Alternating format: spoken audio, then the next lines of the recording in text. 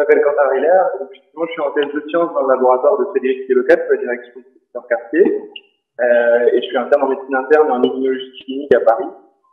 L'idée, c'était de vous montrer un petit peu comment se déroule un peu la recherche dans ce laboratoire, et donc, en partant un petit peu de la base, c'est-à-dire qu'on reçoit des prélèvements sanguins de patients qui nous sont adressés par des cliniciens qui suspectent une maladie génétique. Et donc, je vais vous montrer un petit peu comment ça se déroule. Donc, si vous voulez, on peut aller... Allez, on va vous suivre. Donc, on est arrivé au 3e étage de l'Institut Imagine. Et donc, c'est ici que se trouve le laboratoire de Frédéric Pied-Lecat, mais pas que. Il y a des laboratoires un peu tout autour, je vais vous montrer. Et on va aller directement dans le laboratoire. Je vais vous montrer un petit peu l'équipement, comment se déroule un petit peu l'arrivée d'un prélèvement dans le laboratoire.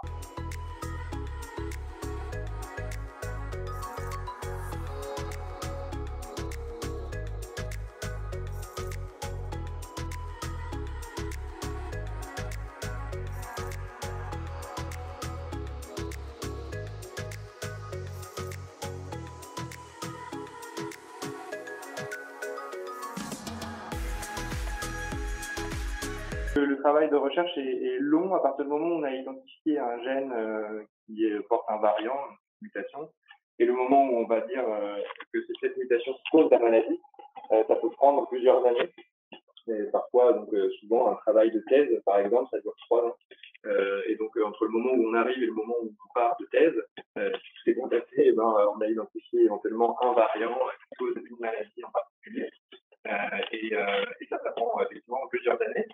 Pourquoi? Parce que chaque expérience doit être écoutée, chaque chose qu'on fait doit être pensée à l'avance, ça prend du temps d'imaginer des expériences qui permettent de se dire que ce gène est causal dans la maladie.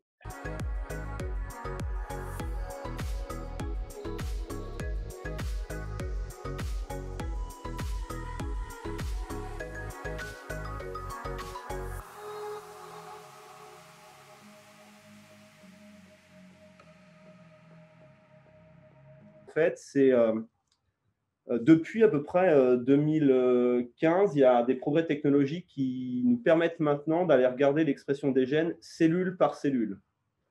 Donc, il faut voir qu'en fait, avant, quand vous avez entendu parler des gènes, de leur niveau d'expression qui pouvaient causer des maladies, jusqu'à présent, d'un point de vue technologique, quand on s'apercevait qu'un gène n'était pas correctement exprimé, c'était une moyenne qui était faite sur des centaines de milliers, voire des millions de cellules. Et donc, depuis 2015, et grâce à des progrès technologiques que je vais vous exposer, on peut maintenant regarder l'expression des gènes cellule par cellule. Et donc, en fait, le but de mon équipe de recherche chez Imagine, depuis qu'on est arrivé, c'est de voir qu'est-ce que ça peut nous apporter maintenant, d'aller plonger au plus profond, au cœur vraiment de chaque cellule. Est-ce qu'on va découvrir des nouvelles choses? Est-ce qu'on va trouver des nouvelles choses, potentiellement, qui pourraient être transférées plus tard sur des nouveaux traitements, etc. Donc, je demandais donc, est-ce que ces cartes d'expression des gènes, est-ce qu'elles ont été étudiées d'un point de vue familial? Lorsque dans une famille, ce qui est souvent le cas dans nos associations, il y a plusieurs membres de la famille qui sont malades, parfois atteints de maladies différentes. Est-ce que les cartes d'expression des gènes ont été étudiées ou non? Il y a des expériences qui ont été faites pour lesquelles on a les datas en fait de cartes d'identité moléculaires pour des patients différents issus de la même famille qui portent la même mutation que j'étudie pendant ma thèse et donc que je vais analyser. Donc effectivement, oui, ça a été fait et ça continue d'être fait et c'est des choses qu'on fait régulièrement dans le laboratoire maintenant, enfin régulièrement. En tout cas, dès qu'on a les financements pour le faire, parce que Miguel Ménager n'a pas forcément parlé directement, mais ce sont ces cartes d'identité moléculaire coûtent extrêmement cher à générer. Et donc, la ressource en financement qui doit être demandée pour pouvoir faire ces cartes d'identité est assez importante. Mais dès qu'on a les financements, on fait ça au laboratoire. Et donc, oui, on a des familles entières, si j'ose dire, avec au moins 2 ou 3 patients de la même famille, qui sont soit des maladies similaires, soit la même mutation et des maladies un peu différentes.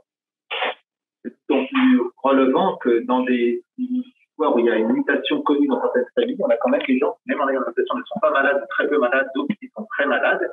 Et donc, cette étude beaucoup plus fonctionnelle à l'échelle des cellules, à l'échelle de certains groupes de cellules, apporte certaines explications pour se rendre pourquoi certains sujets sont malades et d'autres pas. Récemment encore, on avait des familles, il y avait ce qu'on appelle une signature neutrophilique, donc une signature interféron, donc des groupes de gènes qui participent un petit peu à l'activation de ces voies de signalisation qui étaient beaucoup plus actives chez un sujet que chez un autre, et ce qui corrélait avec le fait que ce sujet soit malade alors que son frère ou son père ou sa mère ne l'était pas, tout en portant la même mutation. Donc voilà, c'est très important d'avancer. La génétique toute seule ne suffit pas, il faut aussi l'étude phytopathologique qui nous aide à mieux comprendre et peut-être aussi à mieux choisir comment prendre en charge ces patients.